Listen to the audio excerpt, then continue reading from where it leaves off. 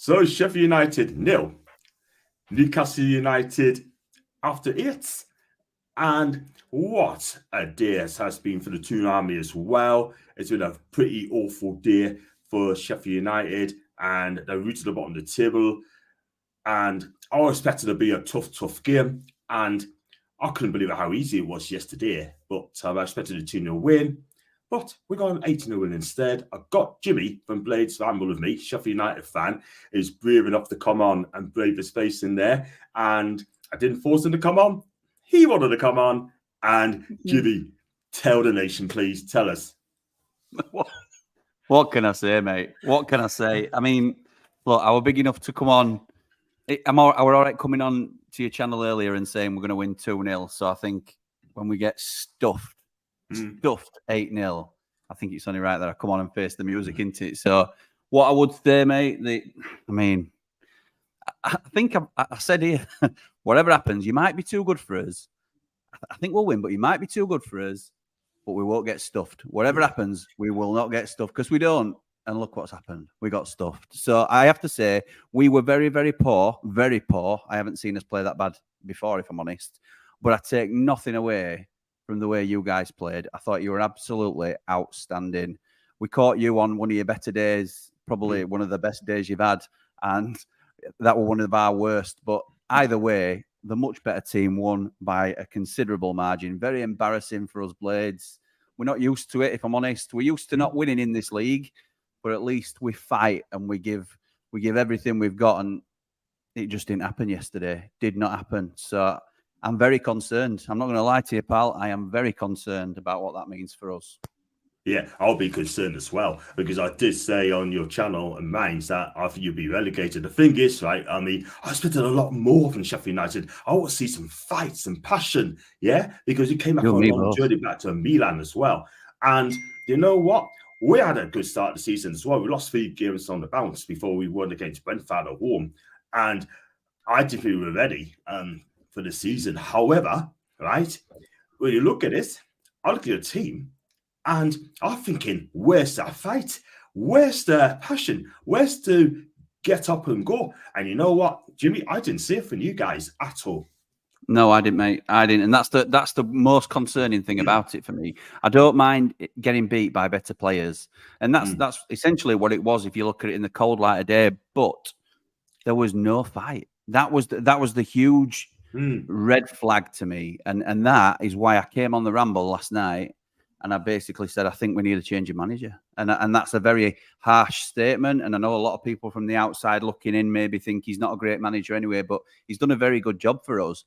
I just don't see how you recover from a result like that. I don't see how you can pick the players up and go again. It's all right when you're very narrowly losing games, which we were. And if you saw us against Man City and things like that, you'd think, oh, they were unlucky there because they've really given them a game.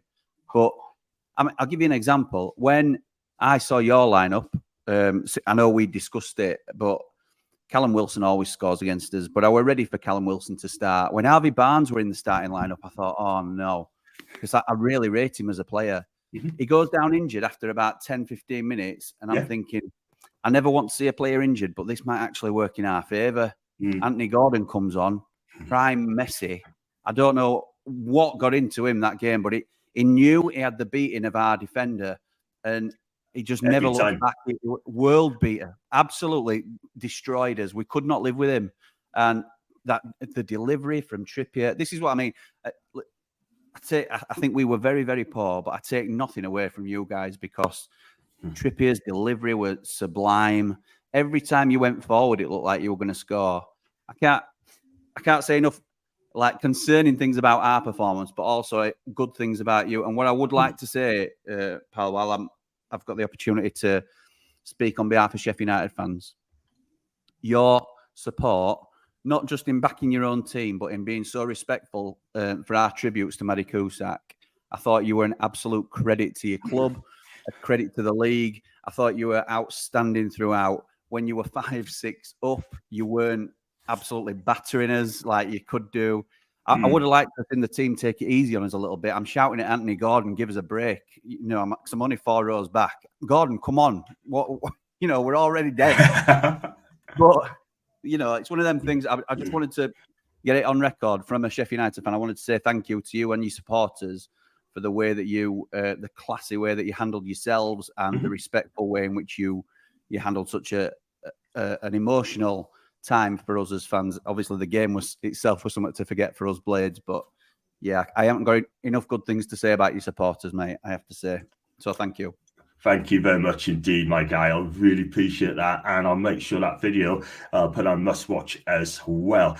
But the thing is, right, I mean, although it's 8-0, if Callum Wilson had the shoot boots on in the first half, then it could have been double figures for you guys. And I don't want to blow it on and that, And every time we broke, we looked like he's going to score every single time. I thought our lads were fantastic yesterday. To a man, you caught us on a very, very good day. And you know what? I know it's Sheffield United. I know that. But I watched your team. And I'm thinking, this team's going to be relegated by Christmas if you don't fix up. Because you just said there, it could be a change of manager. Who's going to come in?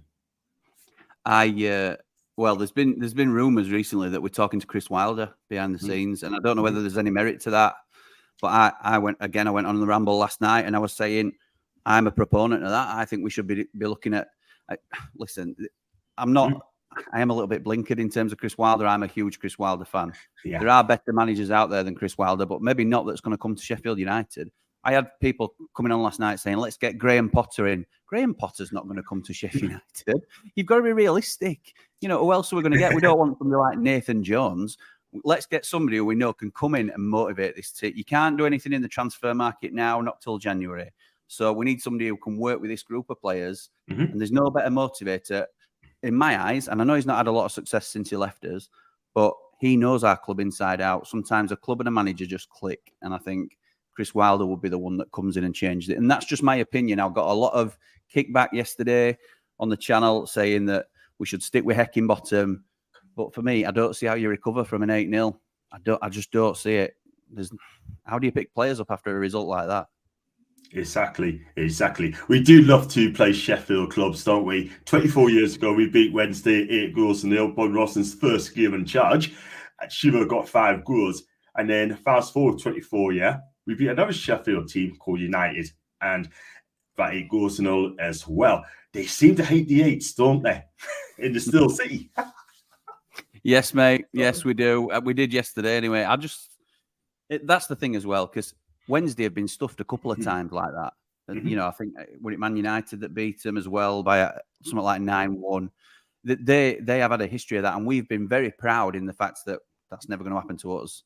Well, in one afternoon, it were all undone. And, you know, it's frightening. It's frightening as a Blade to think, because I'm always very confident. I try and look to the positives and things like that. I can see a little...